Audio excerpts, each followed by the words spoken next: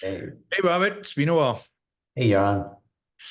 So, last week we had a bug in a software somewhere created a cascade that brought down, luckily not literally brought down, but brought down airlines all over the world. And it was kind of fascinating because I think it started in South Africa and then it was Europe and US and it was really all over the world.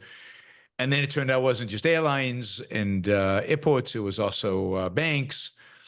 And then other industries were having problem getting online, and it just was this widespread effect, and it was quite stunning, to think that some intern somewhere was unsupervised, pressed the update button, and everything came crashing.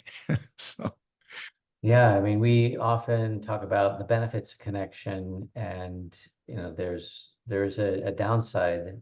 In this particular case, CrowdStrike did an update, and they have a lot of big important customers around the world, including a lot of hospitals, airlines, financial institutions, and the update basically we haven't seen the blue screen of death in our PCs for a long time, but apparently it came back with a vengeance this past weekend.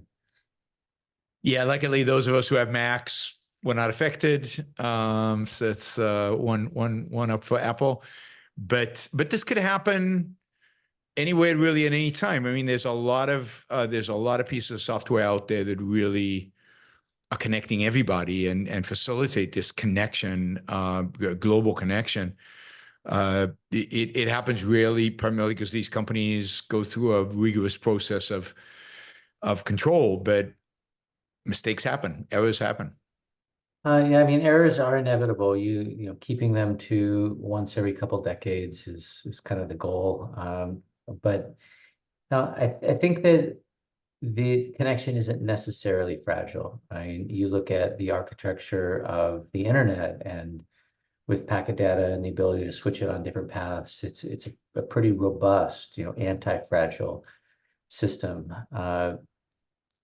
Having, apparently, I don't know if this is a myth or is true, but apparently there used to be a much more delicious banana than we eat today. And banana trees they propagate essentially by cloning themselves. So every tree was essentially the same tree and producing these wonderful bananas. And then there was a blight that affected that particular banana tree and it just killed them all.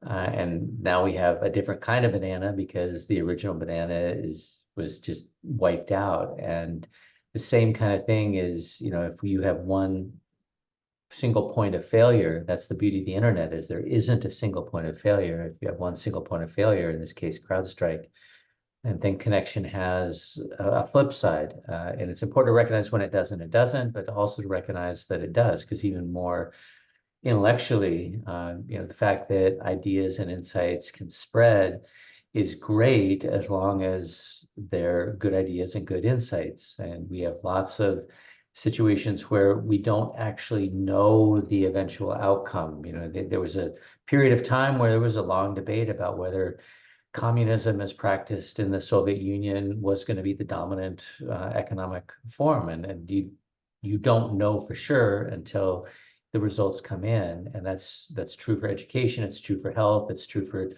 so many things, that you can have bad ideas propagate for a long time. Yeah, sadly, it seems that bad ideas seem to, particularly academic, abstract ideas that are not immediately testable, tend to propagate for a very long time. We see that at our universities all the time, and it can take generations sometimes to get rid of those ideas and to show that they're actual failures. The nice thing about technology is failure happens quickly, and all the incentives are aligned in terms of fixing them. And part of the problem, I think, with ideas is the incentives are not aligned to fix them. Some people have, even in a shitty system, some people have an incentive to keep it going.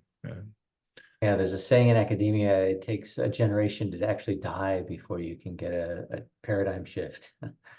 Yes, yeah, and so talking about ideas that are kind of spreading.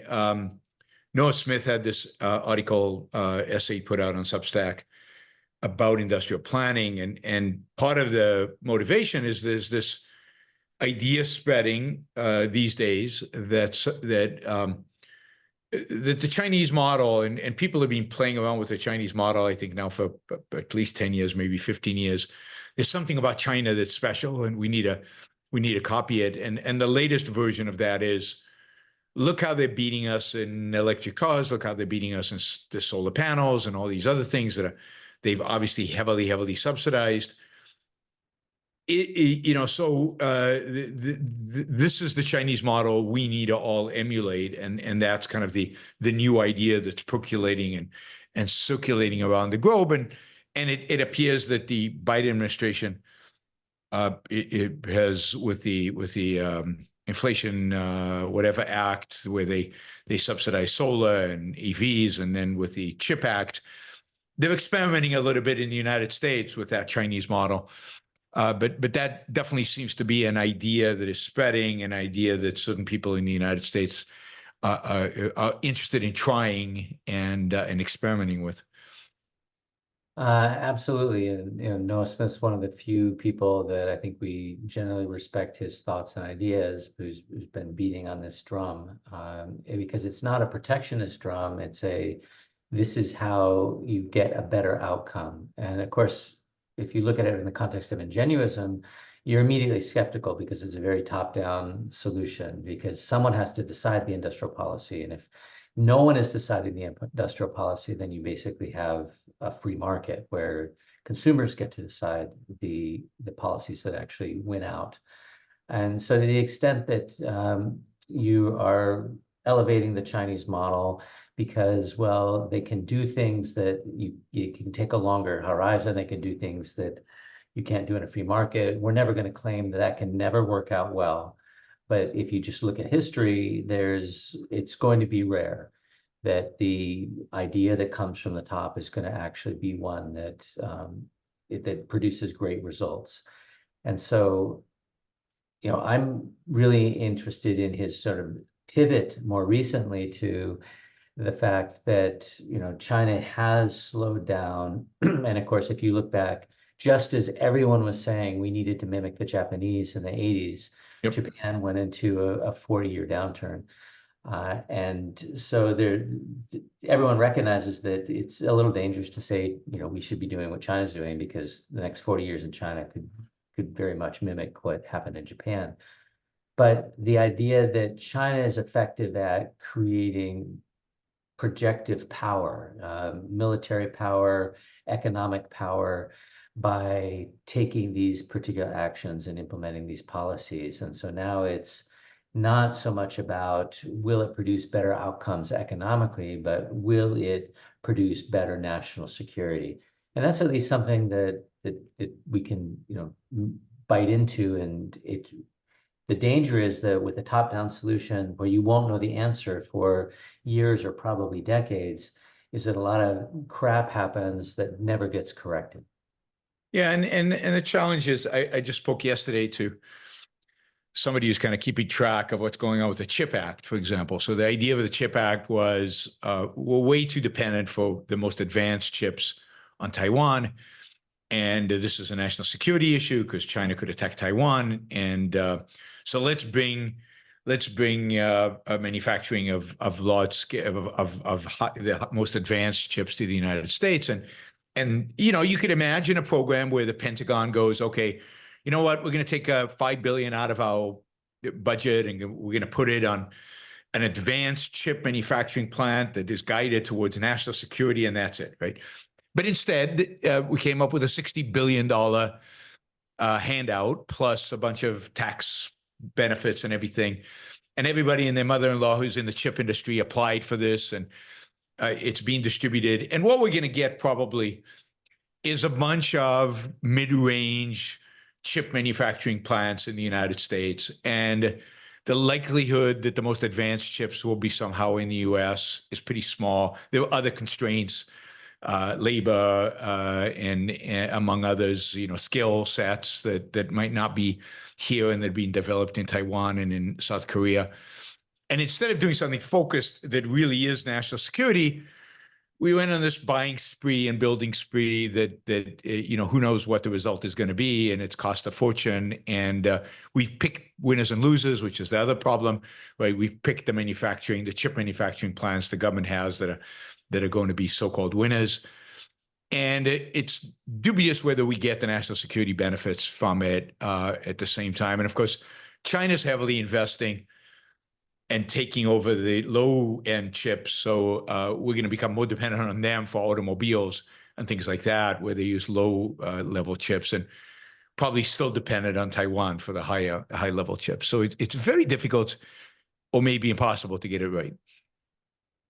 Well, I'm going to say difficult, yes. Impossible, no. But you need to have the learning, improving, failing, learning, improving, failing cycle. And there's nothing in the CHIPS Act that suggests that. And it's hard to do with chips. You can't build a small chip factory and do a pilot project. I mean, you can if you have, if you're a designer and you have TSMC make it for you in Taiwan.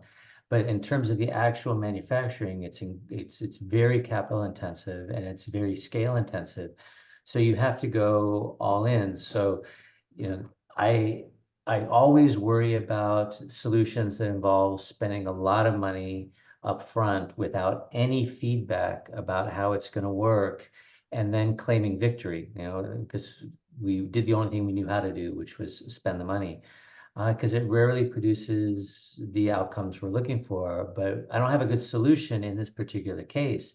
And that's why when you start talking about national security, it's hard to just dismiss well, we need to do something, even if it's not something good.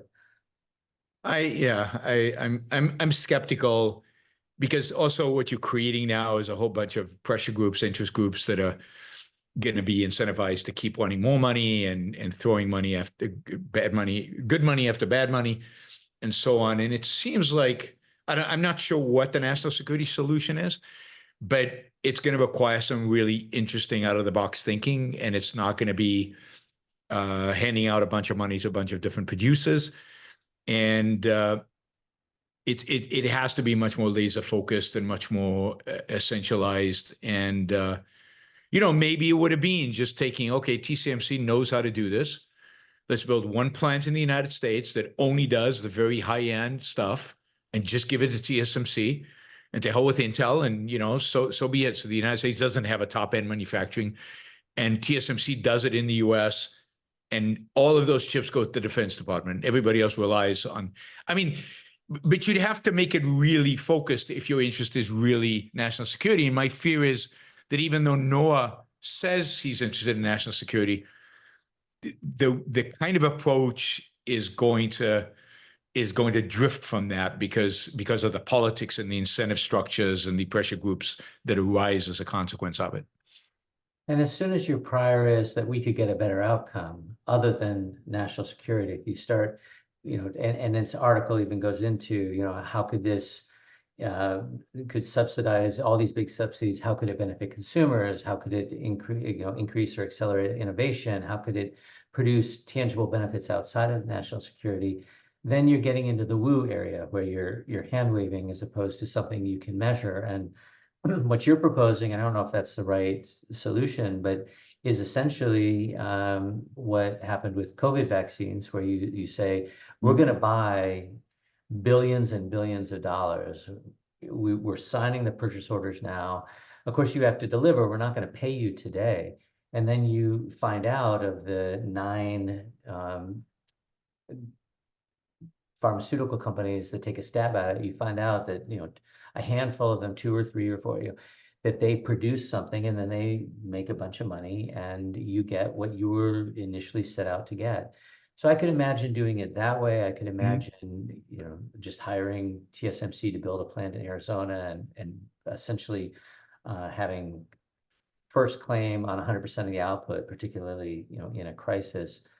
But when you start thinking about how can we actually get a better outcome, there's so much lower hanging fruit than the subsidies, because Yes, I could imagine being convinced that subsidies would produce a better outcome in some areas. That's not impossible to imagine, but we already have big barriers that you're just subsidizing to offset. So, there are barriers that are natural to chips manufacturing, the capital intensity, the need for scale. But there are also barriers in terms of the ability to build these plants, in terms of the fact that we're going to tax a fraction of your profits if you're successful. We we create a headwind, and then we start thinking about, well, how can we build bigger engines so we can get through the headwind more easily? The first thing we should do is just eliminate the headwind. Yeah, I mean, that's the frustrating thing is to put aside national security for a minute. We know what works and we know what's consistent with Ingenuism, and that is we've got a model in the United States, and this maybe is connected to a paper that an article that Mark Andreessen put out about little tech. We kind of know how the big innovations have happened in the US, going back to the semiconductor and Fairchild Semi, and then Silicon Valley, the whole phenomenon of Silicon Valley and everything it represents. And my camera just died. I can still hear you. Which is interesting, right? Anyway, so let me finish the point, let you talk, and then I'll go see if I can fix it. We have this model that we know, which is basically let the market rip, and let entrepreneurs and start stuff in their garage, and it's very good at failure and letting people fail and quickly reallocating resources and it's great on connection, and it's completely consistent. And before we start tinkering with models that have mostly failed in history, let's take the model that actually works and in a sense double up on it by taking away the headwinds and taking away the constraints and the limitations that are placed in front of that model. And I just want to summarize what that is from a perspective of Ingenuism, because we say two things matter when you try and get things done. One is that you have novel insights, that you have innovation, and the second is connection, which magnifies the impact of that because more people learn about it, more people use it. In fact, you can put everything into the context of learning, where the insights come from learning new things that had not been discovered before, that really are novel, while connection is learning in the way that most of us think about it. It's learning what other people know, what other people have done, so that you don't have to replicate all that progress that came before you. And that what matters is the product of these two things. If you don't have any new insights, you're not making any progress. Everything's static. And if you don't have any connection, you get very little progress, because you might have these amazing new breakthroughs, but they are limited to very small areas because they don't spread. So both are very important. And anytime we start talking about making trade-offs, and there are a lot of trade-offs, you have trade-offs with patents, where you're creating an environment that helps incentivize and encourage innovation, these new insights, but it limits connection because the use of those breakthroughs are kept within that original patenting entity. There is a trade-off, and the answer is always to be somewhere in the middle. It's never to totally eliminate the ability to fund and benefit from these innovations, and then to keep things always segmented and have it like Mickey Mouse, which finally I think went off copyright after 1,000 years. I think the first image of Mickey Mouse is off copyright, but because Mickey Mouse's image changed. Oh, that's right. That's right. The original. I think that very first one with the Steamboat Willie, I think it is, that's off copyright. And so what we've gotten is Mickey Mouse porn and Mickey Mouse horror films, which is of course what you get. But that's not what we're talking about. We're not talking about things that are trivial. We're talking about things that have had a huge impact on the world, like you mentioned, the transistor, the mRNA delivery systems for vaccines, cloud computing, photovoltaic cells, blockchain technology. All these things were big insights that were allowed to spread. And of course, you also get insights that how the transistor is used is to build communication networks that enhance connection, language just in general, the web, even generative LLMs. These are all things that started as insights, but then grew into something that really enhanced connection. And that is what works. And we know that that is what works. It's not just a theory about why it works, but we can see in practice how that works over and over and over and over. And that doesn't mean it bats 1,000, because it doesn't. It maybe bats 100. But that the 10% that succeed of what people are trying make all the difference. And the 90% that fail, they were worth trying because we didn't know, and then we don't end up spending huge amounts of resources on them. Whereas industrial policy flips it around, and you pick the 10% up front, and you hope that it was the right 10%, and sometimes some of it will be, but more often than not, it just isn't. And you don't learn that quickly, and you don't shut off the spigot quickly, and you just pour resources into things that aren't going to make a big difference, which by definition means there are things that would make a big difference that are starved for resources. Yeah, and unfortunately, it seems like this particular idea of industrial planning is now very popular among our political elites across the board, and that returning to kind of what worked in America and what made America such a success really for the last 150 years, which is entrepreneurship and kind of trial and error and a lot of failure. I mean, the 90% that fail, but you don't get the 10% without the 90% that fail. And the people who, how many times did the Wright brothers fail to launch, right? And it just every entrepreneur story has those examples. And how many experts laughed at them and said that it would never happen? And this program, Andreessen is I guess Andreessen Horowitz is going to spend some time lobbying for entrepreneurs and for small businesses and try to get back to that model. We'll see how that works out for them. And it's interesting they call it little tech. I think, part of it is probably marketing, because big tech is not as sexy. And of course, it's what they do. You're trying to create the next big tech. Yep. But there's also truth to it. If you look at, organizations that were incredibly ingenuistic, like Amazon early on, trying things, failing things, getting lucky, but being in a position where they put themselves where if they got lucky, they could make the most of it, and tried enough things that inevitably they were going to get lucky in some of them. But just today, the Wall Street Journal has an article about the devices division in Amazon and all the devices that are losing money, some of which you can argue have been instrumental to Amazon's success, but even there, the Kindle, for example, is making money. The ones that people don't really want, that end up being long-term, sell below your average cost products, and the ones that people want, you're able to raise the price and make money on the device as well as downstream. And the article's fascinating because it's so anti-Amazon the way that we think of it, having watched the company since the 90s and through the 2000s, where if it didn't work, the Fire phone got cut immediately.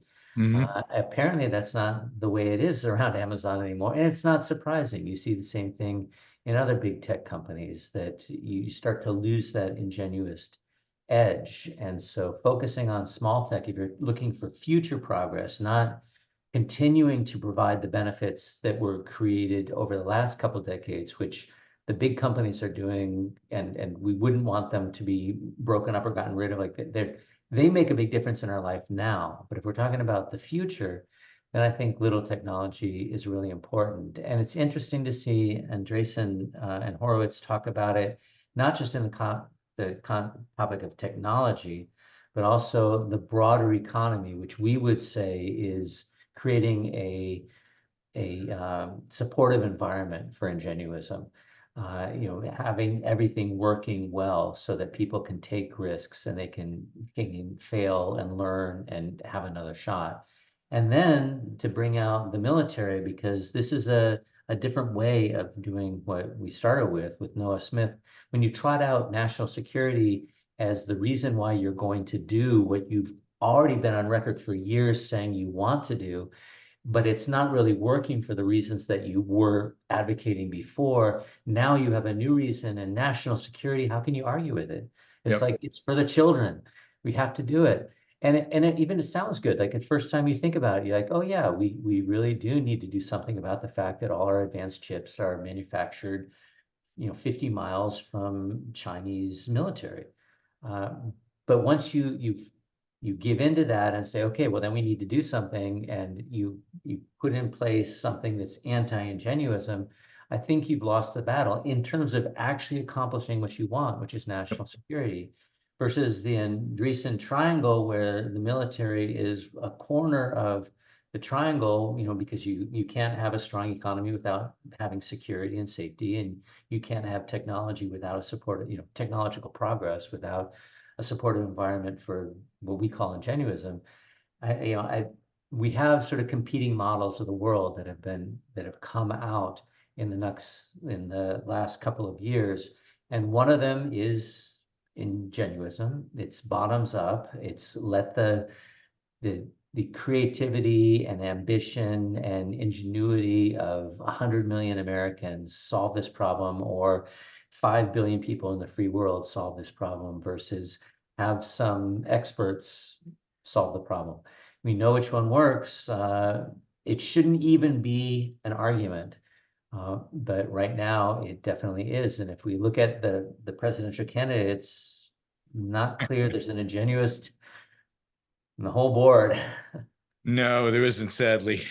Yep. Well, we will continue to try to have a little bit of influence out there in the world so that we can move in that direction over time. Thanks, Robert. We'll do this again next week. Take care. Bye.